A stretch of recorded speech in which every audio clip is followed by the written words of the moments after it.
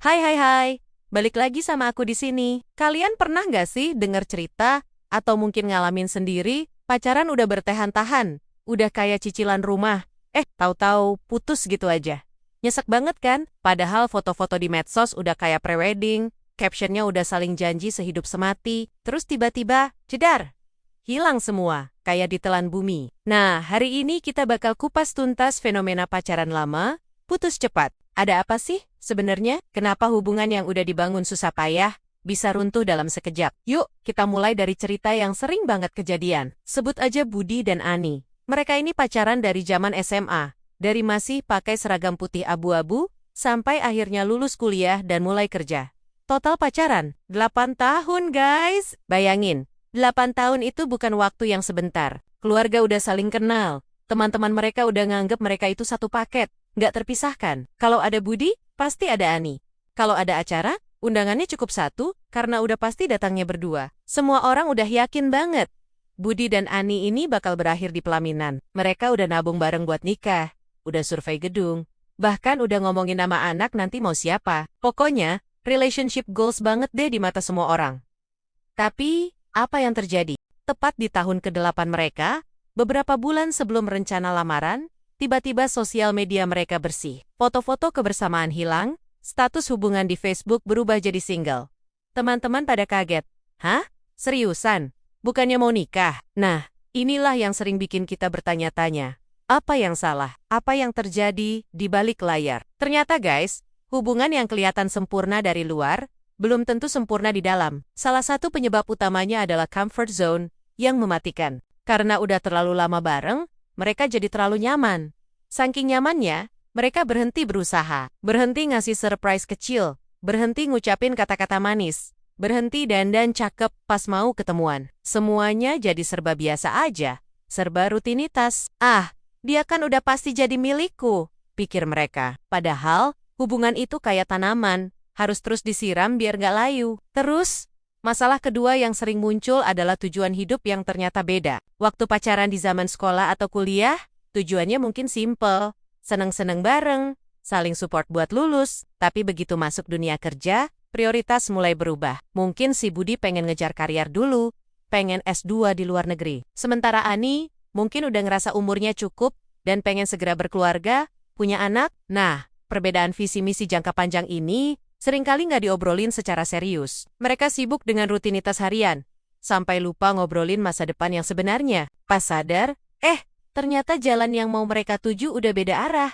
Mau dipaksain bareng, salah satu pasti ada yang harus berkorban dan nggak bahagia. Kebayang nggak sih dramanya? Mungkin ada satu malam di mana Ani akhirnya memberanikan diri. Sayang, kita ini sebenarnya mau dibawa kemana sih? Aku udah capek nunggu. Terus Budi, yang lagi stres sama kerjaan, malah jawab, kamu bisa nggak sih ngertiin aku dulu? Aku lagi pusing banget nih. Dari obrolan yang niatnya baik, malah jadi pemicu pertengkaran hebat. Kata-kata yang gak seharusnya keluar, akhirnya terucap. Saling menyalahkan, saling ungkit kesalahan masa lalu. Boom! Semua bom waktu yang selama ini dipendam, meledak bersamaan. Penyebab ketiga, ini juga krusial banget, tekanan dari luar, bisa dari keluarga, bisa dari teman-teman.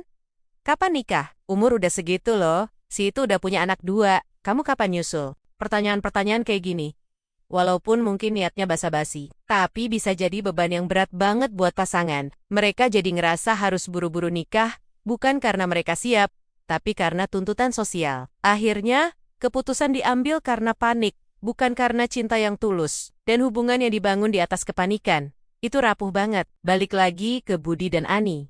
Mungkin salah satu dari mereka, atau bahkan keduanya mulai ngerasa kok kayaknya ada yang kurang ya. Mereka mulai lihat pasangan lain yang baru pacaran, tapi kelihatan lebih happy, lebih membara. Mereka mulai bertanya-tanya, apa aku benar-benar bahagia sama dia? Atau aku cuma bertahan karena udah terlanjur lama dan gak enak sama orang-orang? Perasaan ragu ini bahaya banget guys. Kalau nggak segera dikomunikasikan, dia bakal jadi monster yang menggerogoti hubungan dari dalam.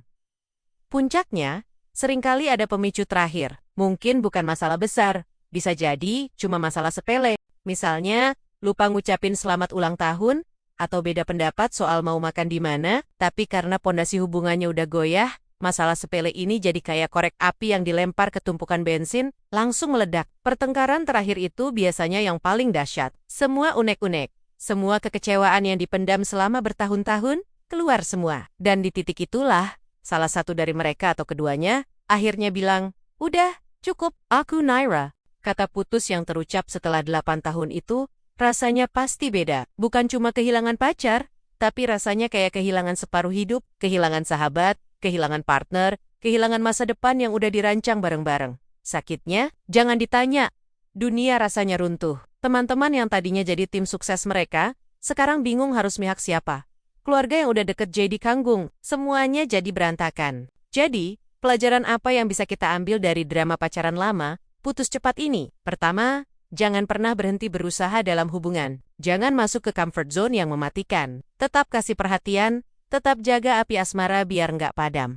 Kedua, komunikasi itu kunci. Ngobrolin hal-hal penting, bukan cuma hari ini makan apa, obrolin mimpi kalian, ketakutan kalian, dan tujuan hidup kalian. Pastikan kalian masih berjalan ke arah yang sama. Ketiga, jangan biarkan tekanan dari luar mendikte hubungan kalian. Yang ngejalanin itu kalian berdua. Yang tahu siap atau enggaknya juga kalian berdua. Jangan menikah karena umur atau kata orang, tapi menikahlah karena kalian benar-benar siap dan saling mencintai. Dan yang terakhir, jangan takut untuk bertanya pada diri sendiri dan pasangan.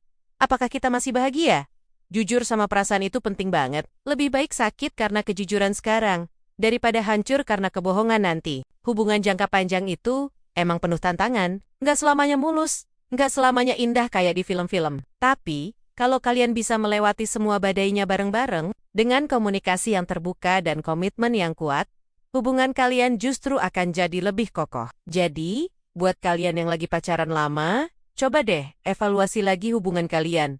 Apakah masih sehat? Apakah kalian berdua masih sama-sama bahagia dan berjuang? Ingat ya, durasi pacaran itu bukan jaminan. Yang jadi jaminan itu adalah kualitas dari hubungan itu sendiri. Daripada cuma fokus sama kuantitas tahun, lebih baik fokus sama kualitas kebersamaan setiap harinya. Oke deh, segitu dulu kupas tuntas kita kali ini. Semoga cerita dan analisis tadi bisa jadi bahan renungan buat kita semua ya. Kalau kamu punya pengalaman serupa atau punya pendapat lain, jangan sungkan buat tulis di kolom komentar di bawah. Kita diskusi bareng-bareng. Siapa tahu ceritamu bisa bantu orang lain yang lagi ngalamin hal yang sama. Jangan lupa like, komen, dan subscribe, biar kamu nggak ketinggalan video-video seru lainnya dari aku. Sampai jumpa di video selanjutnya. Bye-bye.